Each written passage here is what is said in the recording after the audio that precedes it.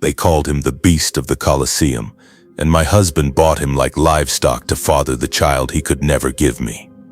My name is Luciana Rossini, and I became Duchess of Verona at 21 years old when I married Duke Alessandro Rossini in 1542. I was chosen for my beauty, my impeccable lineage tracing back to Florentine nobility, and my youth that promised decades of childbearing. My sole purpose was explicit and unambiguous: provide the Rossini family with a male heir to secure their vast holdings across northern Italy. But after 3 years of marriage, my womb remained empty. Not because of any failing in me, the physicians examined me repeatedly and declared me perfectly fertile, but because of a secret my husband guarded more jealously than his fortune. Alessandro was sterile, rendered permanently incapable of fathering children by a bout of mumps in his youth that had left him damaged beyond repair.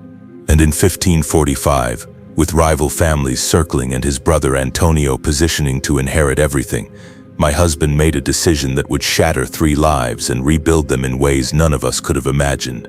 He went to the gladiatorial games in Verona's arena, selected the strongest fighter he could find, a massive slave from Gaul who stood nearly 7 feet tall and had killed 40 men in combat, and he purchased him for an astronomical sum with a single purpose in mind. The Duke desperately wanted a son, but he was sterile. So he bought a gladiator from the arena.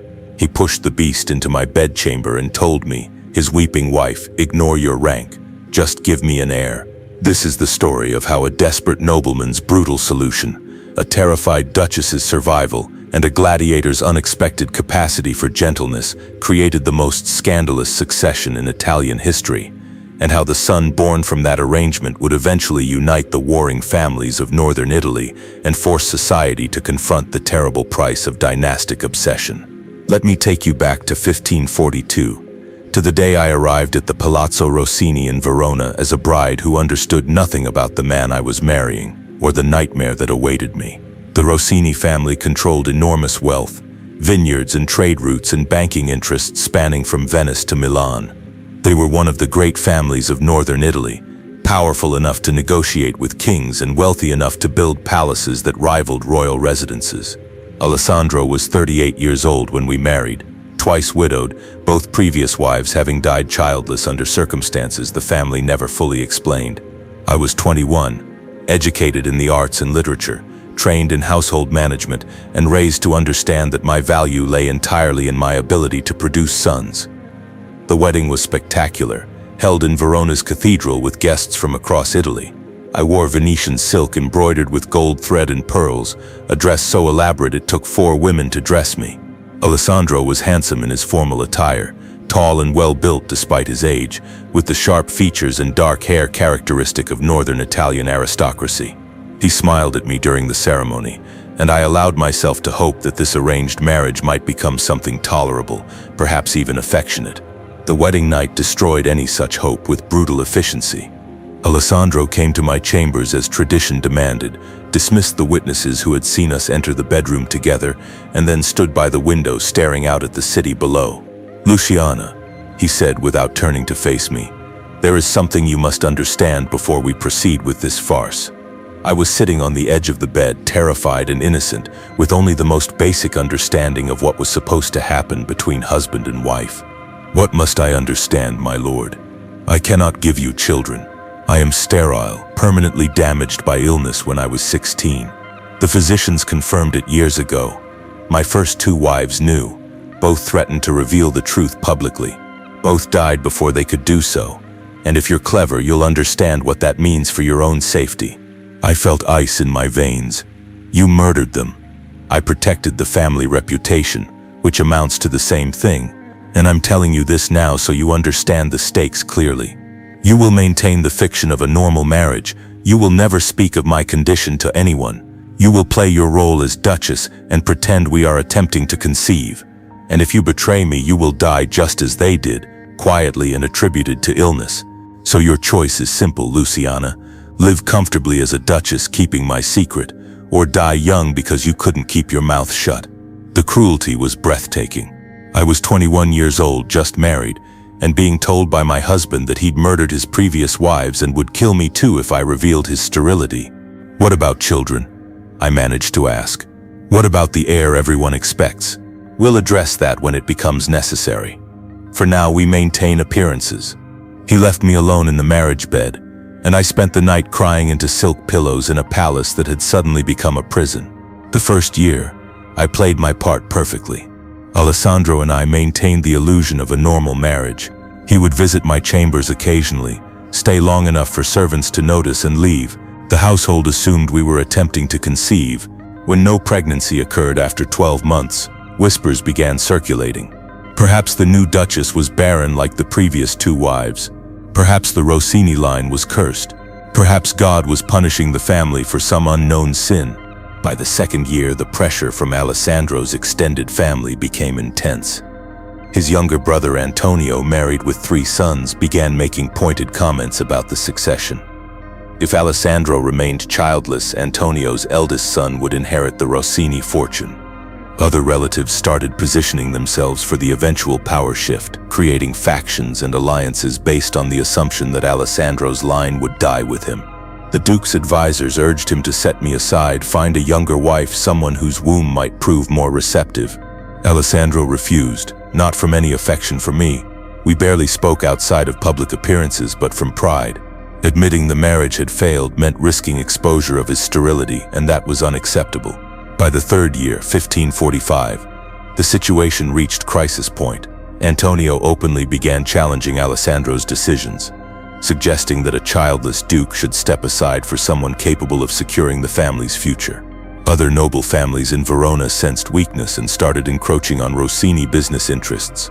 The family's political position was deteriorating rapidly, and everyone blamed the lack of an heir. In September of 1545, Alessandro summoned me to his private study. His chief advisor, a cold pragmatist named Vittorio Morosini, was present. "Luciana," Alessandro began without preamble, "the situation has become untenable. We need an heir immediately, or Antonio will succeed in forcing me out. And since I cannot father children myself, we must pursue alternative arrangements." I stared at him, understanding dawning with horrible clarity. "You want me to commit adultery, to conceive a child with another man. I want you to save this family and your own position as Duchess simultaneously," Morosini interjected. "The Duke has agreed to this plan. You will conceive a child through whatever means necessary, present that child as the legitimate heir, and secure the succession. The alternative is being set aside and likely meeting the same fate as the previous duchesses who proved inconvenient. Who have you selected for this monstrous plan?" I demanded. "We've been considering various candidates," Alessandro said. "It must be someone strong and healthy to maximize conception success. Someone who can be controlled afterward to ensure permanent silence. Someone whose social position makes them incapable of claiming the child later. Someone," Morosini added, "whose physical dominance is so complete that any resulting child will clearly be strong and healthy, removing any questions about viability. We've decided on a gladiator." "A gladiator?" My voice rose in horror. "You want me to conceive a child with a slave from the arena?" "Not just any slave," Alessandro corrected. "The strongest fighter currently performing in Verona. A Gallic warrior named Marcus who's killed 40 opponents and is famous for his size and power. He's healthy, obviously fertile based on inquiries we've made about bastards he's fathered among slave women, and completely under our control as purchased property." When will this happen?" "Tomorrow," Morosini said flatly. "We've already purchased Marcus from the arena master for an extraordinary sum. He'll be brought to the palazzo tonight. Tomorrow evening, after you've been prepared by the physicians to maximize conception chances, he'll be brought to your chambers, and you will do whatever is necessary to conceive an heir." I felt bile rising.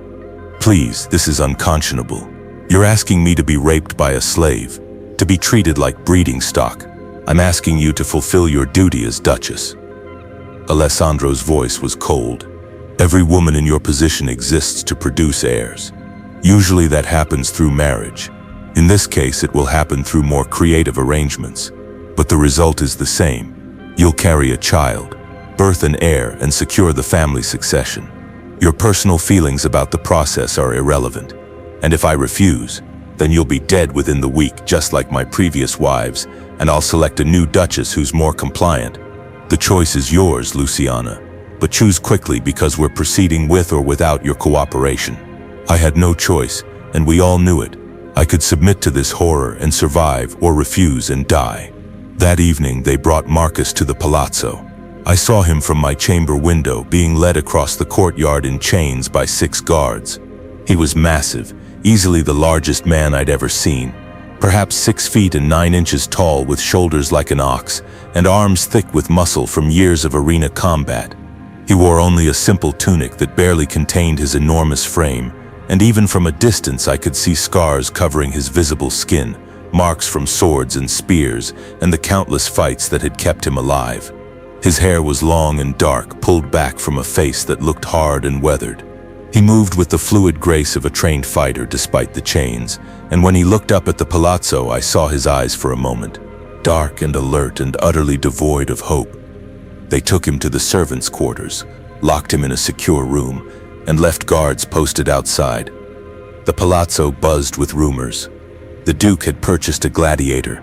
For what purpose? No one publicly said, but the knowing looks from servants told me they understood exactly what was planned. That night I couldn't sleep. Tomorrow evening they would bring that massive slave to my bedchamber. They would command him to father a child on me. The Duchess he should never touch, would never have been allowed near under normal circumstances, and I would be expected to submit, to allow this stranger to touch me, to conceive an heir for a husband who'd threatened to murder me if I didn't comply. The next day passed in a haze of terror. Physicians examined me, calculating that I was at the optimal point in my cycle for conception. They gave me herbs meant to increase fertility, lectured me on positions most likely to result in pregnancy, treated me exactly like the breeding animal Alessandro saw me as. By evening, I was dressed in a simple nightgown, my hair unbound as was traditional for bedding, sitting in my chamber waiting for the nightmare to begin. Alessandro came first, entering without knocking. His face was set in hard lines. "Luciana, I want to be clear about what happens tonight. You will receive Marcus. You will allow him to do whatever is necessary to achieve conception. I don't want to hear complaints about his roughness or size or the indignity of the situation. Your job is to produce an heir. His job is to provide the seed. Nothing else matters. He's a slave, my lord, a gladiator who's killed dozens of men. What if he hurts me? What if he's violent? Then you'll heal and we'll try again until conception occurs," Alessandro said brutally. "I've paid enough for him that he won't kill you." The arena master assured me of his self-control in that regard, but beyond that, I don't particularly care about your comfort. Just conceive the damned heir and save us all from Antonio's ambitions. He left, and minutes later they brought Marcus. 2 guards escorted him, though the chains had been removed. He had to duck to fit through the doorway, his massive frame making my spacious bedchamber suddenly feel tiny. He wore clean clothing now, simple breeches and a shirt that strained across his chest, and I could smell soap mixed with something else, the scent of the arena perhaps, sand and blood and combat that never quite washed away. The guards positioned him in the center of the room and left, locking the door behind them. We were alone, Duchess and Gladiator, separated by an enormous gulf of social position and united by the horrible fact that we'd both been forced into this situation against our will. Marcus stood motionless, his dark eyes fixed on the floor in the posture of a slave before nobility. I sat on the edge of my bed, shaking so badly I could barely breathe. Silence stretched between us, heavy and suffocating. Finally, I forced myself to speak. "Your name is Marcus?" "Yes, Domina." His voice was surprisingly soft for such a massive man, deep but quiet, with the accent of someone whose first language wasn't Italian. "You're from Gaul originally?" "Yes, Domina. Captured in war when I was 18. Sold to the arena. Been fighting 11 years now. And you understand why you're here. Why the Duke purchased you. He told me I'm to father a child on you because he cannot do so himself. That I'm to service you like a breeding stud until conception occurs. That if I refuse or fail, I'll be killed." The bluntness was startling but somehow less horrible than euphemism would have been. "Yes, that's exactly the situation. And you've agreed to this. I'm a slave, Domina. I don't have the luxury of agreement. I follow orders or I die. Same as the arena, same as everything in my life for 11 years. I felt tears burning. I'm sorry. Sorry that you've been forced into this. Sorry that I can't stop it. Sorry that we're both tools being used by my husband without regard for our humanity." Marcus looked up for the first time, meeting my eyes. His face was hard and scarred, the face of someone who'd endured unimaginable violence, but his eyes held unexpected gentleness. "Domina, you're crying. Why?" "Because this is monstrous. Because I'm 24 years old and I'm about to be violated by a stranger under threat of death. Because you've been enslaved and brutalized and now you're being forced to do this. Because everything about this situation is wrong and I can't stop any of it." He was quiet for a long moment, studying me with an intensity that should have been frightening but somehow wasn't. "Domina, may I speak freely? The guards are gone and you're clearly terrified. Perhaps honesty would help. Speak. I've killed 40 men in the arena. I've done things I'm not proud of to survive. But I've never forced myself on a woman, and I don't want to start now, even under the Duke's orders. So I need you to understand something. If we do this, if we follow through with what they've commanded, I will not hurt you. I'll be as gentle as my size allows. I'll stop if you ask me to, even knowing it might mean my death. You deserve at least that much control in a situation where you have almost none." The kindness in his words broke something inside me. I started crying harder, overwhelmed by the strange mercy of a slave gladiator showing more compassion than my noble husband ever had. "Marcus, I don't know if I can do this. I'm so frightened. Of me specifically, or of the situation? Both. You're so large and you've killed so many people and you smell like blood and violence. But also I'm a virgin. My husband has never touched me because he's sterile. And now I'm expected to conceive a child with you when I've never even been kissed." The admission seemed to shock him. You're untouched? After 3 years of marriage? The Duke has never? Never. Our marriage is a complete fiction. And now this fiction requires a child that he can't provide. So you've been purchased to provide it instead. Marcus ran a hand through his long dark hair, looking lost. "Domina, I don't know how to make this bearable for you. I can be gentle, but gentle doesn't mean painless when it's your first time. And my size will make everything more difficult. I can't change that. Then what do we do? Because they expect results. They'll check in the morning. They'll know if nothing happened." "I know." He moved slowly to the chair near the fireplace and sat, taking care not to approach me too quickly. "Perhaps we could talk first? Learn something about each other before we follow through with this horror? It might make it slightly less terrible if we're not complete strangers." The suggestion was so unexpected from a gladiator that I actually laughed, a harsh, bitter sound. "Talk about what? Our lives couldn't be more different. You're a slave who fights for entertainment. I'm a duchess who exists to breed heirs. What could we possibly have to discuss?" Yet even as I said it, I found myself wanting to know more about this man who'd been forced into violating me, but was trying somehow to preserve my dignity in an undignified situation. "Tell me about Gaul," I said finally. "Tell me about your life before the arena, before all of this." Marcus leaned back in the chair, which creaked alarmingly under his weight. "I was born in a village near the Rhine River. My father was a warrior, my mother wove cloth. We had a small farm, animals, a simple life. I was training to be a warrior like my father when the Romans came. There was a battle. We lost. I was 18, strong enough to be valuable as a slave, but young enough to be trainable. They sold me to an arena master in Rome who specialized in large fighters. You've been fighting for 11 years. Every few weeks, sometimes more often. 40 fights that ended in deaths. Dozens more that ended with mercy granted to the opponent. I've survived because I'm strong and fast, and because I learned to read combat better than most. But I've also been lucky. Luck runs out eventually in the arena. And you've fathered children before."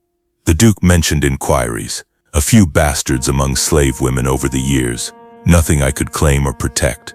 Slave children belong to the master, and I've never even met most of them. Just brief encounters that resulted in pregnancies I learned about later. This is different though. This child will be raised as nobility, educated, given everything. Even if I can never claim him, at least he'll have a good life. You assume it will be a son. The Duke wants a son.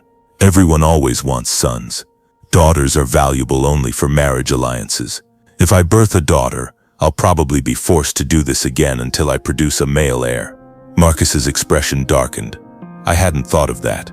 The idea of repeated encounters, of using you over and over like breeding stock, that's monstrous, even by the standards of what we're already doing. Welcome to the life of a noblewoman, I said bitterly. We exist to produce male heirs. Our value is entirely tied to our fertility and the gender of our offspring. At least as a gladiator, you're valued for your skill. I'm valued for my womb. We sat in silence, two people from completely different worlds united by the fundamental experience of being property. Alessandro owned me as surely as he owned Marcus, just with different legal language surrounding the ownership. Talk to me about something else, I said desperately. Not the arena or death or this horrible situation.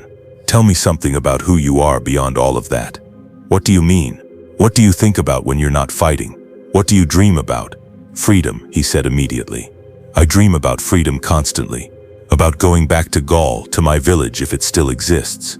About having land of my own, a wife I chose, children I could raise and protect. About living without violence, without the constant knowledge that my next fight could be my last. About being human instead of property. I dream about impossible things, Domina, because reality is unendurable without dreams. His honesty was devastating. Here was a man who'd killed 40 people, whose hands were scarred from sword grips and whose body bore marks from countless weapons, and he dreamed of peace and family and normalcy. The disconnect between his violent profession and his gentle aspirations was profound. Do you regret the men you've killed? Every single one, though I had no choice. It was kill or be killed, and I chose survival. But I remember all their faces, Domina. I pray for their souls when I can. I carry the weight of 40 deaths, and it's crushing. The only thing that makes it bearable is knowing that if I'd lost any of those fights, I'd be the one being prayed for instead. If you could have anything, I asked, anything at all, with no restrictions, what would you want? Other than freedom, he thought for a moment. I'd want to build things instead of destroy them. Before I was captured, I was learning carpentry from my uncle. I loved working with wood, creating furniture and tools, making things that would last and serve people. In the arena, all I do is break things, bodies and lives. I'd like to create again, to make something beautiful that outlasts me. The vulnerability in his admission was unexpected. This massive gladiator who terrified audiences wanted to build furniture, wanted to create rather than destroy, wanted a life of peace and craft and quiet satisfaction. We talked for over an hour, sharing pieces of ourselves that had nothing to do with the nightmare we'd been thrust into. Marcus told me about Gallic festivals, about the songs his mother had sung, about the taste of fresh bread from his childhood that he'd never found replicated in Italy. I told him about my education, about reading Ovid and Virgil, about feeling trapped in a role that valued me only for biological function rather than intellect or creativity. Gradually, almost imperceptibly, my terror began to ease. Not disappear. The situation was still horrifying, but it became manageable. Marcus wasn't a monster. He was a person, trapped and used and trying to survive with some shred of humanity intact, just like me. Finally, as the night wore on and we both knew we'd run out of time to delay, Marcus said quietly, "Domina, Luciana, if I may use your name, we need to address what we've been avoiding." I know. My heart began racing again, but I don't know how to proceed with this. Neither do I, truly. I've been with women before, but never with someone highborn, never with someone who's terrified, never in circumstances this coerced and complicated. So I'm going to make you a promise, and you can decide if you believe me. What promise? I will be as gentle as possible given my size. I will move slowly and give you time to adjust. I will stop if you tell me the pain is too much, even knowing it might cost me my life.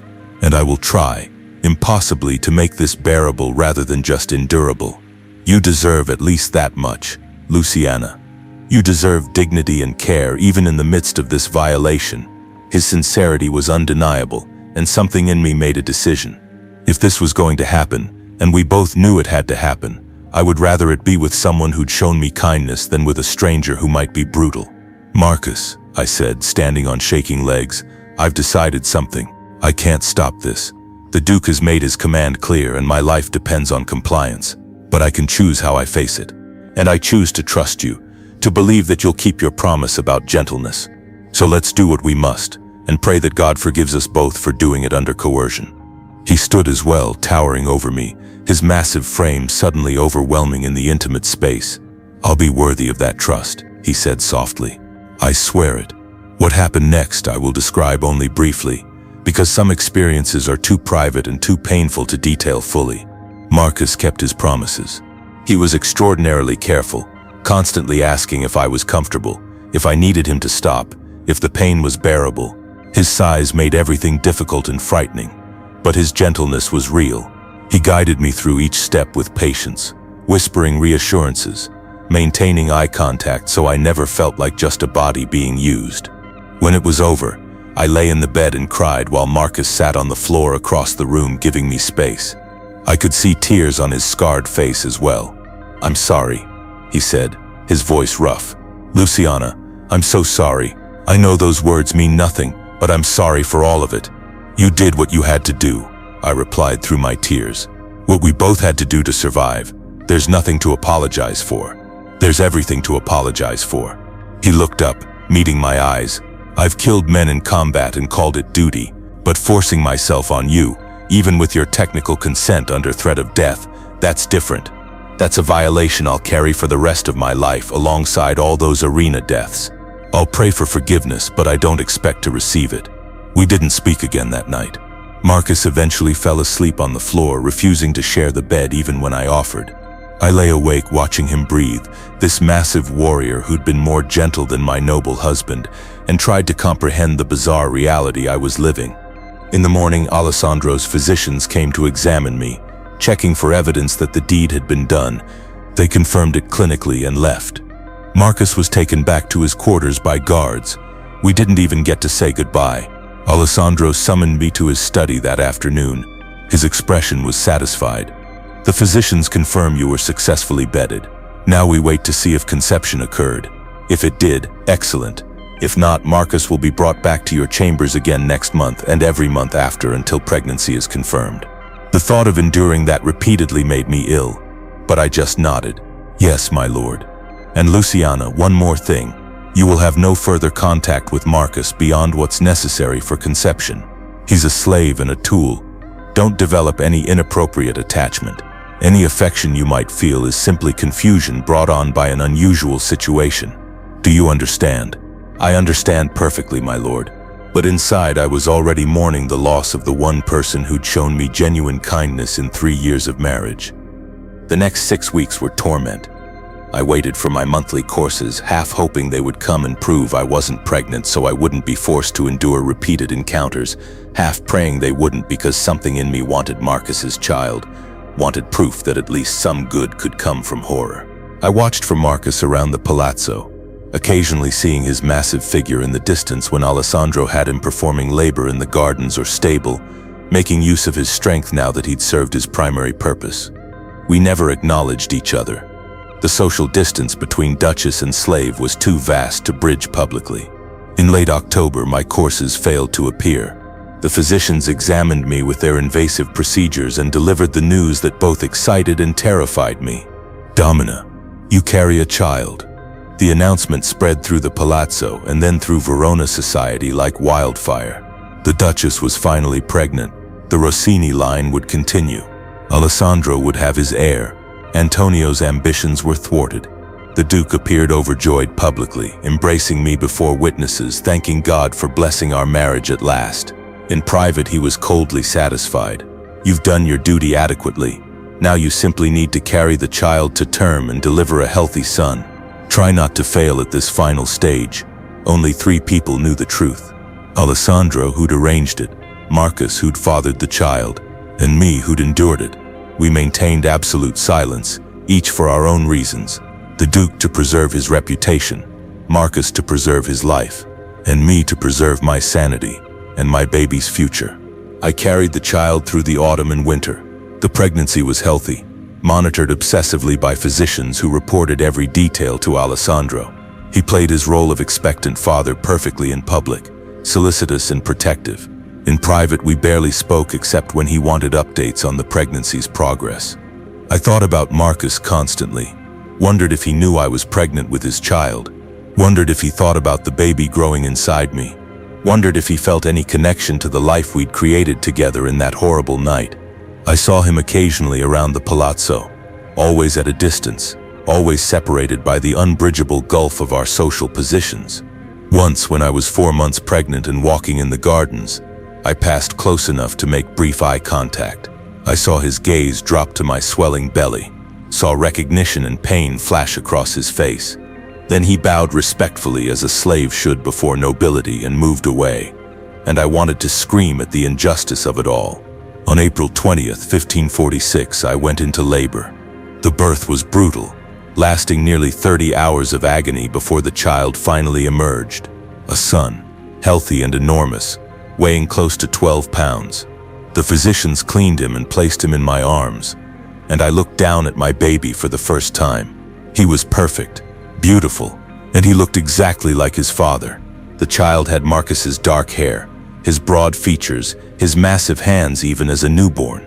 Most tellingly, he had the same dark eyes, the same strong bone structure that would clearly develop into the Gallic warrior features I'd seen on Marcus's face. Anyone who looked closely would see the gladiator in this child. But no one looked closely, or rather no one dared acknowledge what they saw. The baby was the Duke's heir, born to the Duchess, and therefore legitimate regardless of resemblance. Society saw what it needed to see, what it wanted to see, and willfully ignored evidence to the contrary. Alessandro came to the birthing chamber an hour after delivery. He looked down at the baby in my arms, and I saw the flash of recognition in his eyes. He knew. He saw Marcus's features reflected in the child's face, undeniable proof of the child's true parentage. But he smiled and lifted the baby carefully, holding him with surprising tenderness. "My son," he announced loudly for the physicians and attendants. "My heir, Cesare, named for my grandfather. May he grow strong and rule the Rossini holdings with wisdom and power." In that moment, Alessandro claimed the child completely. Whatever he saw in Cesare's face, whatever resemblance troubled him, he buried it beneath necessity and family pride. This baby was legally his son, the heir that secured the succession against Antonio's ambitions, and that legal fiction would become unassailable truth through sheer force of aristocratic will. The christening occurred 5 days later in Verona's cathedral. Cesare was baptized before the assembled nobility, proclaimed heir to the Rossini fortune, celebrated throughout northern Italy. Antonio attended, his face dark with frustration, his political maneuvering rendered irrelevant by the existence of Alessandro's legitimate male heir. Marcus was there too, standing among the palazzo slaves who'd been brought to witness the ceremony as was customary. I saw him at the very back of the cathedral, watching as the archbishop blessed his biological son with holy water and proclaimed him a child of God and heir to vast wealth and power. Our eyes met for just a moment across the crowded space, a moment of shared knowledge that this child was ours in blood and love but could never be acknowledged as such. Then guards moved and blocked my view, and Marcus disappeared from sight. I didn't see him again for 2 years. Cesare grew rapidly, displaying his father's extraordinary physical strength from infancy. By 6 months, he was larger than most year-old children. By his first birthday, he was walking early and showing remarkable coordination. By 18 months, he was speaking in complete sentences and displaying a curious mind alongside his physical capabilities. And always, he looked like Marcus. The dark coloring, the broad build, the large hands that grew steadily. The resemblance was undeniable to anyone who'd seen both the gladiator and the child together, but the palazzo maintained elaborate fiction. This was Cesare Rossini, son of Duke Alessandro, and any similarities to the Gallic gladiator slave were simply coincidence or perhaps evidence that the Duchess had Gallic ancestry somewhere in her bloodline, which became a convenient explanation that people pretended to believe. Alessandro doted on Cesare with what seemed like genuine affection, perhaps because the child secured everything he'd fought to maintain. He spent hours with the boy teaching him about business and politics, preparing him for eventual rule. If Alessandro saw Marcus every time he looked at his legal son, he never showed it. The fiction was maintained perfectly. I raised Cesare with fierce love and constant anxiety. Love because he was mine, proof that something beautiful could emerge from horror. Anxiety because his existence was built on coercion and lies, and I lived in constant fear of those lies unraveling. I watched him constantly for signs of his biological father's temperament and found them everywhere.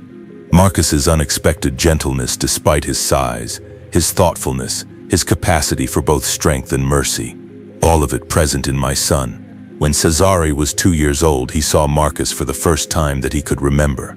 I'd been walking with Cesare in the Palazzo gardens, the child running ahead of me chasing butterflies, when Marcus emerged from the stable where he'd been working. He was carrying tools, his massive frame covered in sweat from labor, and he stopped completely when he saw us, froze like he'd been struck. Cesare, with the fearless curiosity of a 2-year-old, ran directly to Marcus. "You're very big," he announced, tilting his head back to look up at the towering figure. "Are you a giant?" "I'm just a worker, young master. I help around the palazzo." "What's your name?" "Marcus, young master." Cesare pondered this. "I'm Cesare. I'm 2 years old." "How old are you?" 29, young master." "That's very old." Marcus's lips quirked in a slight smile despite the pain obvious in his eyes. "Yes, it feels very old sometimes." "Do you have children?" The question hit Marcus like a physical blow. I saw his hands tighten on the tools he carried. "No, young master. Slaves like me don't have children we can call our own." "That's sad. Everyone should have a family." The wisdom from a 2-year-old's mouth seemed to break something in Marcus. He knelt down, bringing his face level with Cesare's, and I saw tears in his eyes. "You're right, young master. Everyone should have family. You're very fortunate to have a mother and father who love you. Take care of them, because family is precious." Cesare hugged Marcus impulsively, throwing his small arms around the gladiator's massive neck. Marcus stood frozen for a moment, then very carefully returned the embrace, his enormous scarred hands gentle on the child's small back. When Cesare pulled away and ran back to chase butterflies, Marcus remained kneeling, watching him with an expression of such longing and pain that I had to look away. After a moment he stood and approached me, maintaining the respectful distance appropriate between slave and Duchess. "Domina," he said quietly. "Master Marcus, how long since we last spoke properly?" 2 years, since the night Cesare was conceived." He looked toward the child playing in the flowers. "He's beautiful. He's strong and healthy and curious. Thank you for that, even though I know you had no choice in any of it." "You're welcome, though it was hardly a gift I gave willingly." Marcus was silent for a moment, then said carefully, "Domina, I need to tell you something, though I have no right to say it." "What?" "I love him. I've watched from a distance for 2 years, seeing glimpses of him, hearing reports from other slaves about the young master's development. And I love him despite knowing he can never be mine, despite understanding I'm just the slave who fathered him on the Duke's orders. He's my son in blood, and I love him desperately even though I have no claim and no right." "Marcus," I whispered, knowing we were being watched by other servants, knowing this conversation was already dangerous. "I know, I understand, but I needed to say it once. Needed you to know that even if I can never be his father in any real sense, even if he'll never know who I truly am, he's loved by the man who gave him life. That has to be enough."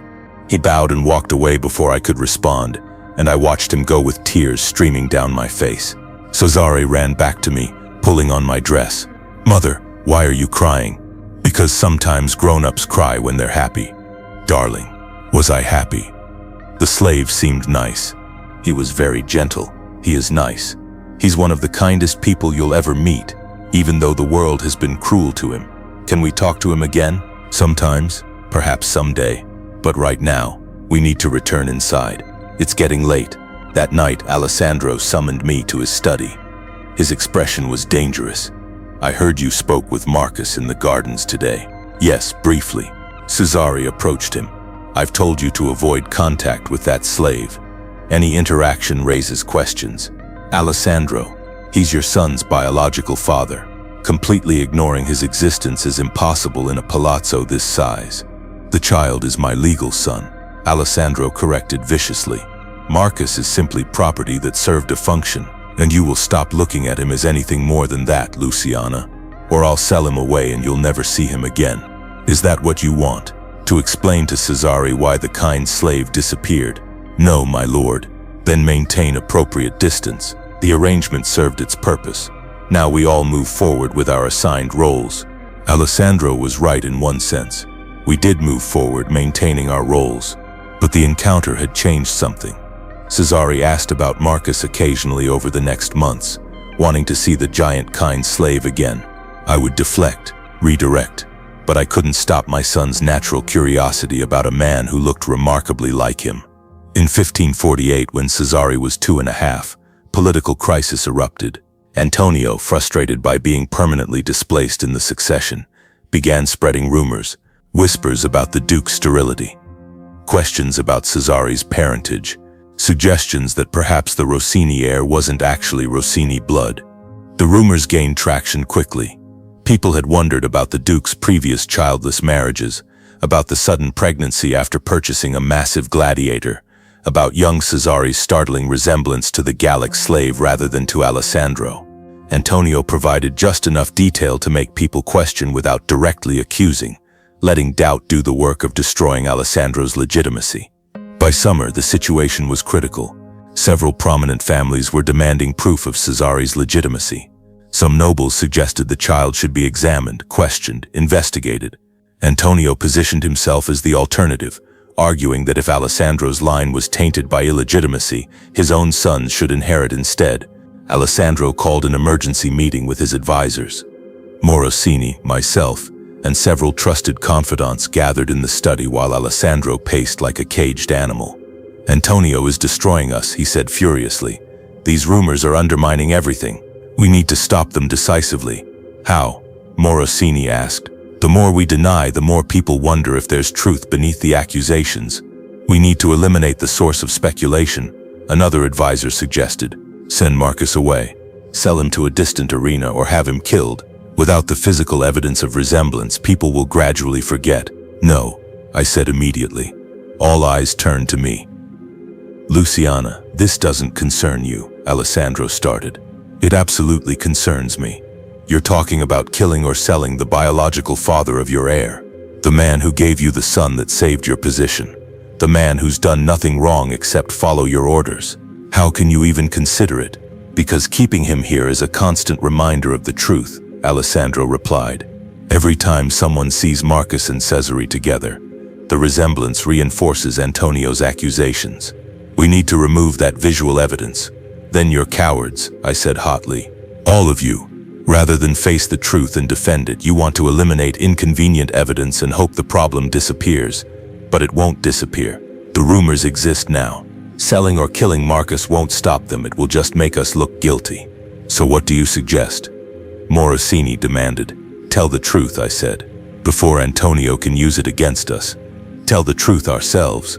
Control the narrative." The room erupted in protests. Alessandro shouted me down, calling the idea insane. His advisors declared it would be political suicide, but I pushed forward. "Listen to me. Antonio's power comes from secrets and whispers. Take away the secret and you take away his weapon. Call an assembly of Verona's nobility. Explain Alessandro's sterility honestly. Describe the desperate choice you made to secure succession. Acknowledge Marcus's role openly, and dare anyone to claim that Cesare, who's healthy and intelligent and clearly Rossini in all but blood, should be displaced for a situation he had no control over." It was the same strategy young King Antoine of France had used decades earlier when facing similar accusations, though we didn't know that history. Sometimes desperate people arrive at similar solutions independently. Alessandro stared at me like I'd grown a second head. "You want me to admit to the entire nobility that I'm sterile? That I had a slave father, my heir? That our son is a bastard in all but legal name? I want you to control the truth before Antonio weaponizes it. Explain the political necessity. Emphasize that you legally acknowledged Cesare, that he was raised as your son, that he's being educated to rule. Frame this as a story of desperation and necessity rather than scandal and illegitimacy." The room debated for hours. Alessandro was torn between rage at the suggestion and recognition that it might be the only way forward. Morosini argued both sides, seeing merit in controlling the narrative but terrified of the consequences. Finally, exhausted and desperate, Alessandro made his decision. "Fine, we'll do it your way, Luciana. We'll tell the truth and pray it doesn't destroy us completely. But if this fails, if we lose everything because of your advice, you'll suffer the consequences alongside me." "I understand, my lord." The assembly was called for August 15, 1548. Every major noble family in Verona, and many from surrounding territories gathered at the Palazzo Rossini, summoned for what Alessandro described as a critical announcement regarding the succession. The great hall was packed with nobility, all buzzing with speculation about what news warranted such an extraordinary gathering. Alessandro stood before them, flanked by his advisors, with me standing to the side. Cesare, just over 2 years old, was with his nursemaid upstairs. Marcus had been brought from his quarters and stood under guard at the back of the hall, his presence causing immediate murmurs as people wondered why a slave gladiator would be present for noble business. Alessandro began speaking, his voice strong despite the fear. I knew he felt. Lords and ladies of Verona, I've called you here to address rumors that threaten to destabilize the succession and undermine the Rossini family. Rather than allow these rumors to fester and grow, I choose to confront them directly with truth. The hall fell silent. My brother Antonio has been suggesting that my son Cesare is illegitimate, that his parentage is questionable, that the Rossini succession is tainted. I'm here to tell you that Antonio's accusations are based on facts, though not the interpretation he gives them. The crowd erupted in shocked murmurs. Alessandro raised his hand for silence. I am sterile. I have been since youth due to illness. This is a truth I've hidden for decades out of shame and fear of political vulnerability. My first 2 wives died childless not because of their failures but because of mine. My current wife, Duchess Luciana, is perfectly fertile. The problem has always been with me, but succession cannot wait on medical miracles. The Rossini holdings require an heir, and I could not provide one through natural means. So 3 years ago, I made a desperate decision. With the full knowledge and reluctant agreement of the Duchess, I arranged for her to conceive a child with another man under controlled circumstances. That man is Marcus, the gladiator you see at the back of this hall. He was selected for his strength and health, commanded to perform this duty under the same kind of obligation any of you would follow under direct lordly order, and he fathered the child who became Cesare Rossini. The silence was deafening. Every eye in the hall moved between Alessandro, me, and Marcus, assembling the pieces of this confession. Is Cesare my biological son? Alessandro continued. No, but is he my legal son, acknowledged before witnesses, raised in my household, educated for leadership, and legitimate in every way that matters for succession? Absolutely yes. I claimed him at birth. I had him christened with my family name. I've raised him as my heir. The circumstances of his conception were unconventional, born of political necessity and medical limitation, but the result is a strong, healthy, intelligent boy who will someday rule these holdings competently. I dare any of you to argue that he should be displaced because of matters entirely beyond his control. Antonio stood up from the audience. Brother, you admit to passing off a slave's bastard as legitimate Rossini heir. I admit to solving an impossible problem through creative means. Alessandro shot back. Something you, with your 3 sons from your fertile wife, have never had to contemplate.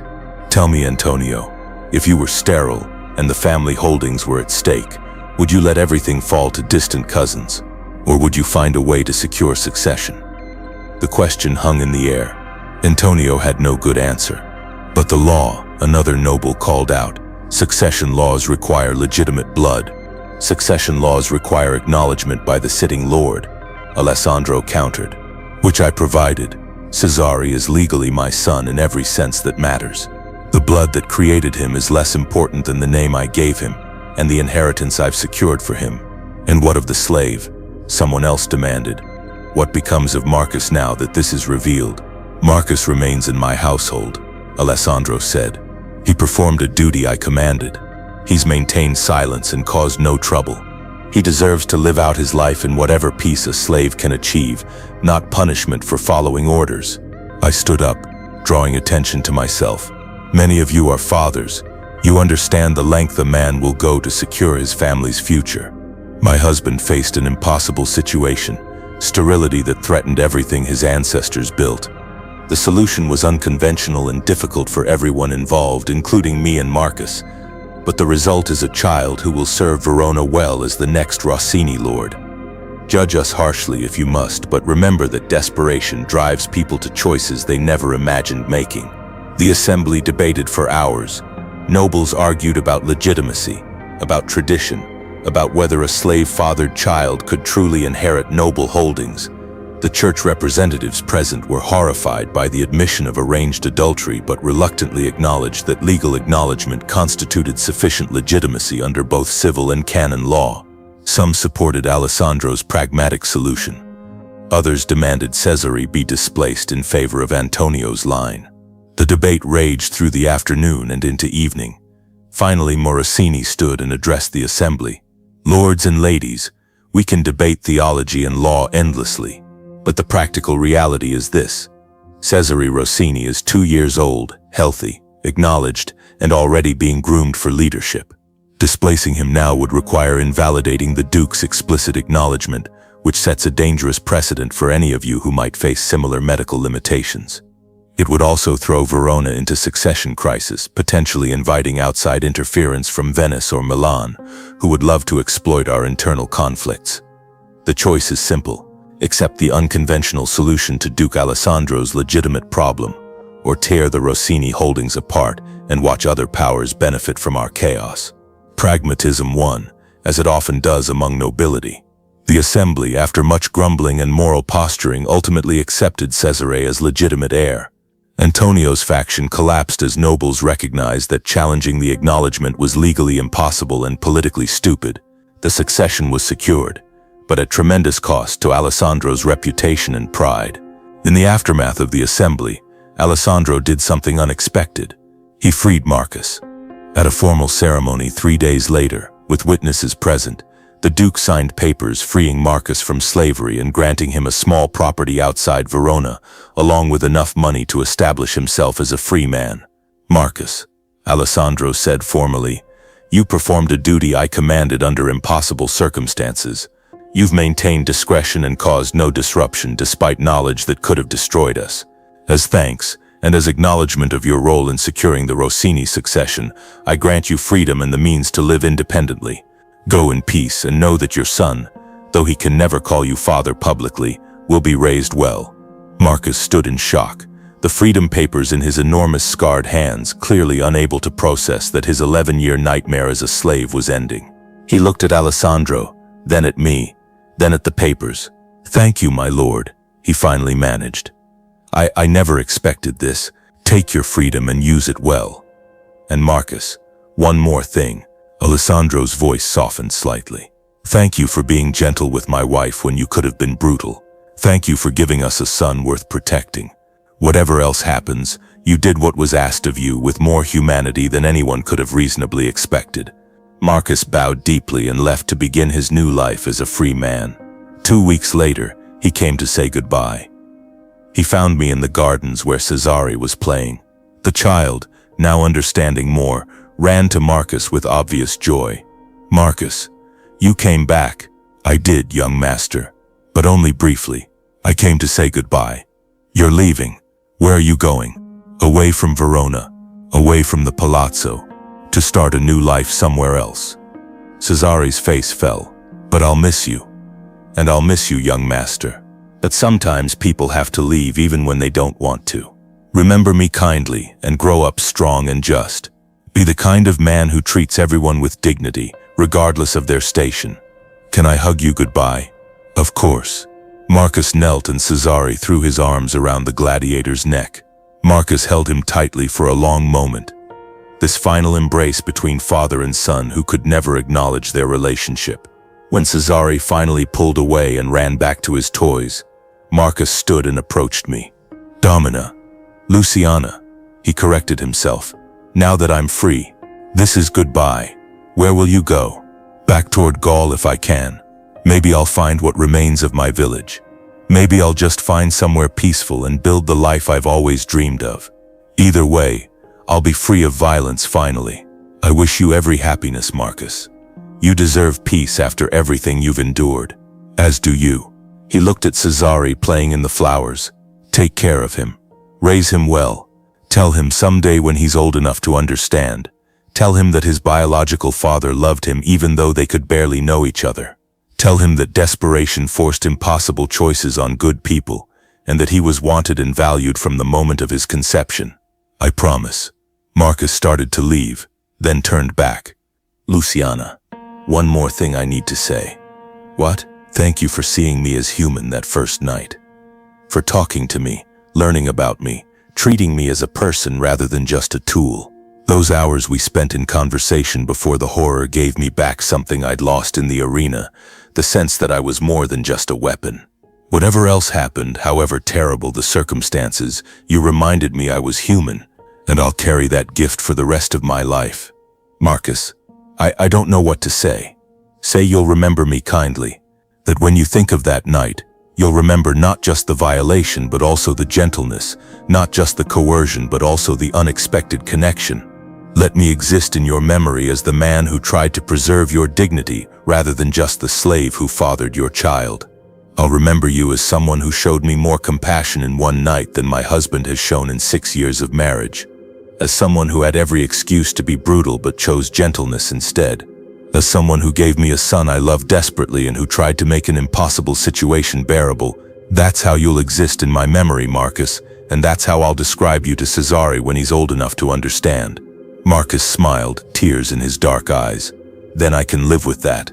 Goodbye, Luciana. Goodbye, Marcus. May you find the peace you've always deserved. He left Verona that day, disappearing into the larger world as a free man finally able to build rather than destroy.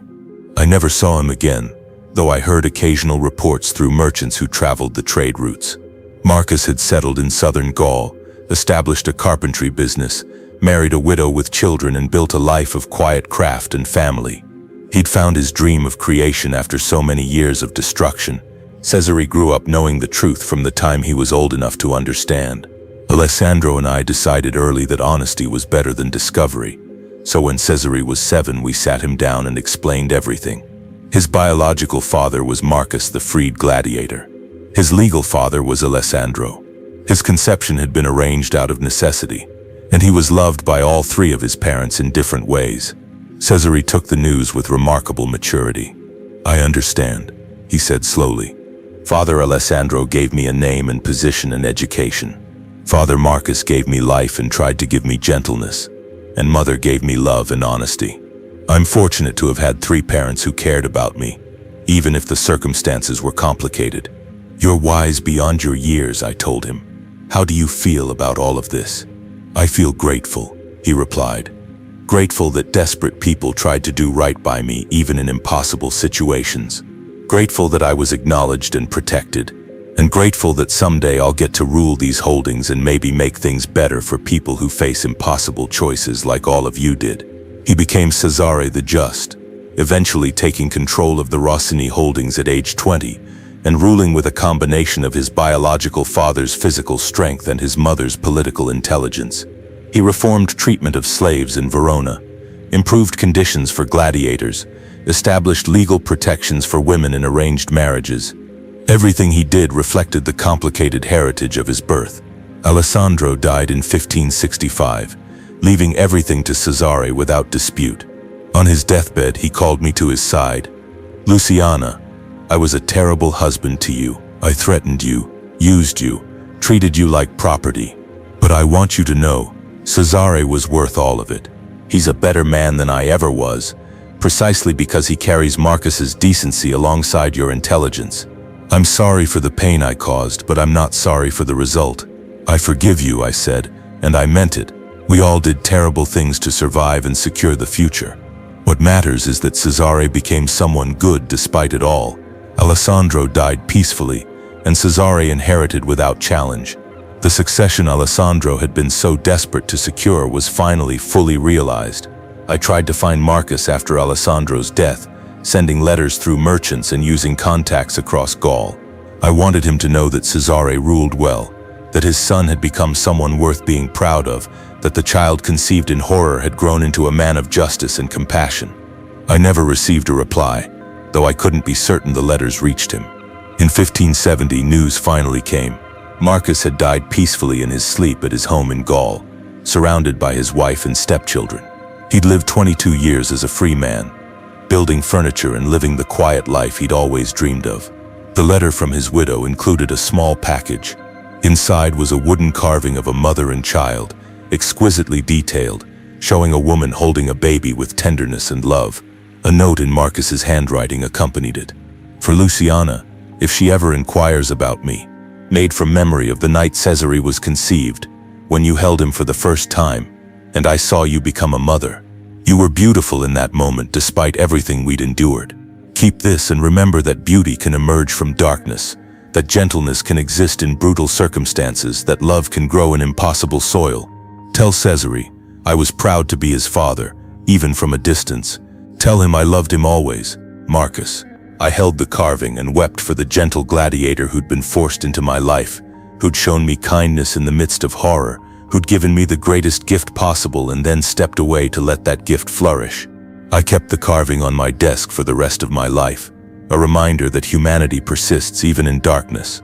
Cesare came to me that evening after I'd received the news. Mother, I heard about Marcus, that he's died.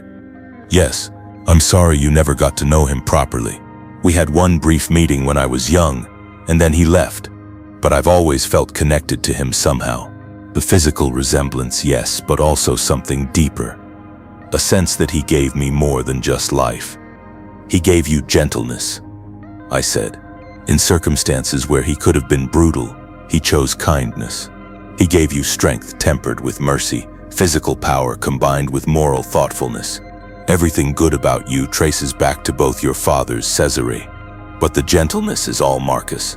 I wish I could have thanked him for being brave enough to be gentle, for loving you and me, even though we barely knew each other, for doing his duty and then stepping aside so I could become who I needed to become without complications. You can honor him instead, I suggested. Honor him by ruling justly, by treating the powerless with dignity, by being the kind of leader who understands that strength without gentleness is merely brutality. That's the legacy Marcus gave you, and that's the thank you he'd value most. Cesare ruled Verona for 35 years, dying in 1595 at age 49. His reforms to social policy, his emphasis on justice tempered with mercy, his insistence that nobility must serve rather than simply command, all of it traced back to his unique heritage. The combination of Alessandro's political education, my intellectual curiosity, and Marcus's fundamental gentleness created a ruler who understood both privilege and vulnerability. I died in 1580 at age 59, surrounded by my children and grandchildren. My last thoughts were of that terrible night in my bedchamber 35 years earlier. How terrified I'd been, how impossible the situation had seemed, how I'd expected brutality from the gladiator and instead found unexpected kindness. How from coercion and darkness had come Cesare, my beautiful son who'd grown into a man who made the world slightly better. They buried me in the Rossini family crypt with full honors. But at Cesare's instruction they placed Marcus's wooden carving in my hands, visible to all who viewed my body before burial. A declaration that the gladiator who'd fathered the Rossini heir deserved acknowledgement in death if not fully in life. Cesare commissioned a memorial as well, placed in the gardens where he'd played as a child and where Marcus had said goodbye. A simple stone marker that read, "In memory of Marcus of Gaul, 1517 to 1570, who gave strength and gentleness to the Rossini line, and who reminded us that humanity persists even in impossible circumstances. May he rest in the peace he always sought." The historical records of this period are fragmentary and sometimes contradictory. Duke Alessandro Rossini's rule from 1535 to 1565 is documented in Veronese archives, though medical records of his personal health are suspiciously absent from most sources. Duchess Luciana's marriage in 1542 and the birth of Cesare in 1546 are recorded in official chronicles, with contemporary accounts noting the child's unusual size and physical strength from infancy. Marcus appears in arena records as a gladiator from 1535 to 1545, with documentation of 43 kills in formal combat. His purchase by Duke Alessandro for an extraordinary sum is recorded in household accounts from September 1545, though the purpose of the purchase was not officially noted until the 1548 assembly. Cesare the Just's rule from 1565 to 1595 is extensively documented, including the famous 1548 assembly, where Duke Alessandro publicly acknowledged the unconventional circumstances of Cesare's conception. Contemporary accounts describe the shock and subsequent pragmatic acceptance by Veronese nobility, with several letters from the period discussing the precedent-setting nature of Alessandro's honesty. The relationship between Caesare and Marcus after 1548 is poorly documented due to Marcus's departure from Verona, though merchant records confirm a freedman matching Marcus's description established a carpentry business in southern Gaul and lived there until 1570. In 1889, historian Giovanni Baldassari published The Hidden Succession, examining evidence that several Italian noble families of the Renaissance period dealt with similar issues of infertility and sterility through coerced arrangements with lower-status men.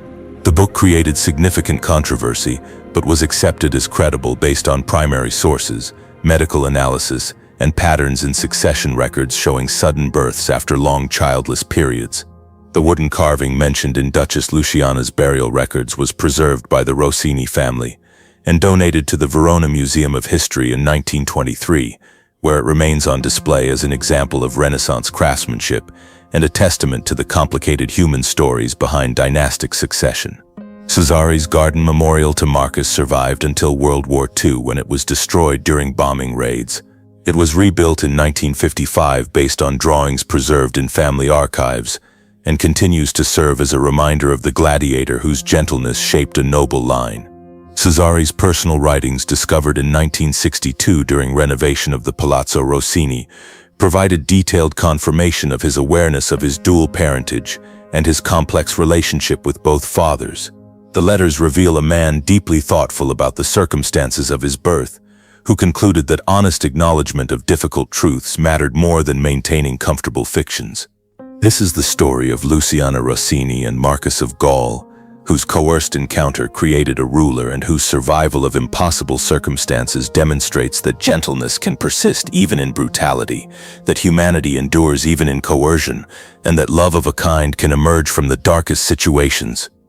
Luciana faced death unless she conceived with a slave gladiator she feared.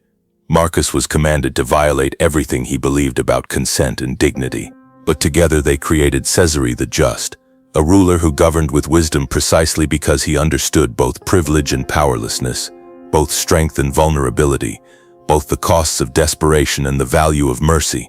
If this story moves you, if you believe that people forced into impossible situations deserve recognition for preserving their humanity rather than condemnation for their compliance, if you believe that honest acknowledgement of painful truths matters more than maintaining comfortable lies, subscribe now to discover more hidden histories that challenge our assumptions about power, consent, coercion, and the complicated ways that darkness sometimes produces unexpected light. Leave a comment sharing what aspect of this story resonates most with you. Was it Luciana's courage under threat, Marcus's choice of gentleness despite every excuse for brutality, or Caesare's decision to honor both fathers? Your engagement helps preserve these complex human stories that force us to confront uncomfortable questions about duty, desperation, and the strange reality that beauty sometimes emerges from horror. Hit subscribe, share your thoughts, and join us in exploring the complicated truths behind noble dynasties and the real people who survived impossible choices to create history.